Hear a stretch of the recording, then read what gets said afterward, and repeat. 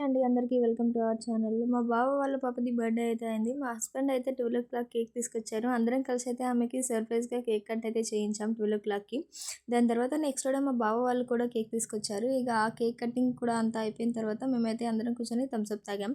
అలా Thums up తాగిన తర్వాత మా అక్క అయితే వంట స్టార్ట్ చేశారు. తనైతే బగారా రైస్ అండ్ అందులోకి కాంబినేషన్‌గా పెరుగు చారు అయితే చేశారు. పెరుగు చారు ఎందుకు బర్త్‌డే రోజు అనంటే మా ఇంట్లో సాటర్డే రోజు నాన్ వెజ్ చాలామంది తినరు. ఇంకా వాళ్ళందరి కోసం కూడా మళ్ళీ సపరేట్‌గా ఏం వంట చేయాలి అని అందరికీ కూడా పెరుగు చారే చేశారు.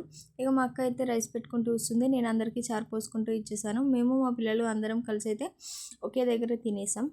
ఇక ఎంత తిన్నా కూడా నాన్ వెజ్ తిన్న ఫీల్ ఉండదు కదా! ఇంక మా పిల్లల కోసం అయితే మేము మళ్ళీ నెక్స్ట్ డే నాన్ వెజ్ అయితే తెప్పించుకున్నాం. ఆ వీడియో మీకు నెక్స్ట్ వీడియోలో నేను పెడతాను.